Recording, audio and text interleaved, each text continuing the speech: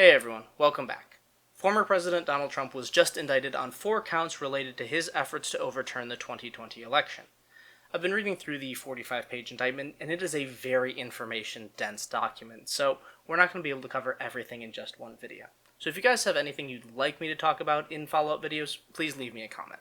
But today what I wanted to talk about is that this indictment tells us one thing very clearly, and that is that Jack Smith wants to get this case to trial as soon as humanly possible. The first thing that stood out to me is the fact that there are relatively few counts in this indictment. Jack Smith probably could have charged Donald Trump with a count for every single state he tried to overturn. One for Georgia, one for Michigan, one for Arizona, etc. But instead he combined all of those separate conspiracies into one grander conspiracy charge. And I think the reason that he did this was to limit the amount of frivolous motions that Donald Trump and his lawyers can make in order to delay the proceedings. Had he charged them individually, there could have been separate motions to dismiss, motions to relocate the trial to the relevant states, and a whole bunch of other frivolous motions that we know Donald Trump likes to file, with the goal of delaying the trial until after the 2024 election cycle. However, by condensing all of this into 4 very straightforward and succinct charges, Jack Smith limits the amount of motions that can be made because there's just not that many things to make motions about when it comes to the actual charges. The other reason I think Jack Smith is looking to get on with this case is the fact that there are 6 unindicted co-conspirators. Now, we don't officially know who they are, as it's DOJ policy not to include the names of people who aren't being charged in an indictment, but with a little deductive reasoning we can figure out who some of them are. And this list includes Rudy Giuliani, Sidney Powell, John Eastman, and Jeffrey Clark.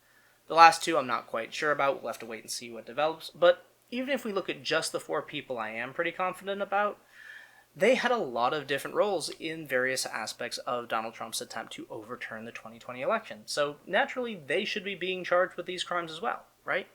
Now, there are 2 reasons that I think these co-conspirators currently remain unindicted. The first is that some of them may have agreed to testify against Donald Trump in exchange for some degree of immunity.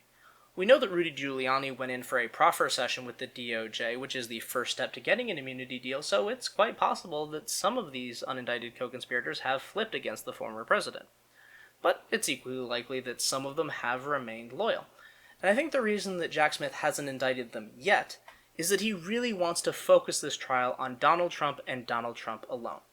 Adding additional defendants means additional lawyers, motions, and opportunities for delay.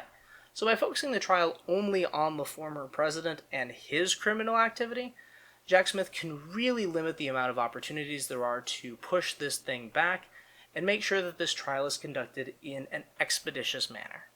However, this leaves us with the question of why Jack Smith wants to get to trial so quickly. And the simple answer is, there's an election cycle coming up next year.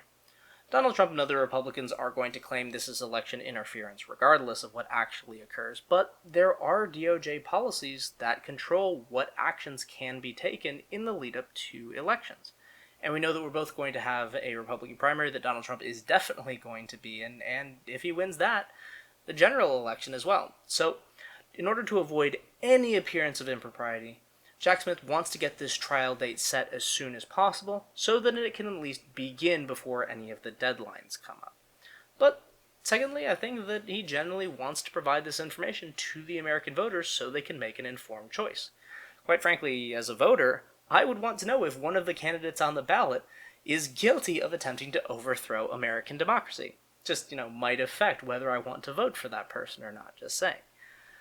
Now, there is still a lot more to discuss when it comes to this indictment, and quite frankly, I'm going to have to read through it a couple of more times to really get into the details and try and understand how Jack Smith intends to prove that Donald Trump is guilty of the crimes alleged in this indictment.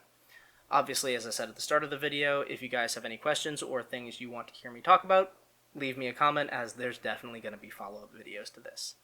However, the one thing that I am very certain of at this point is that Jack Smith thinks that he is ready to take this case to court and prove beyond a reasonable doubt that Donald Trump is guilty of attempting to overturn the 2020 election and uproot American democracy.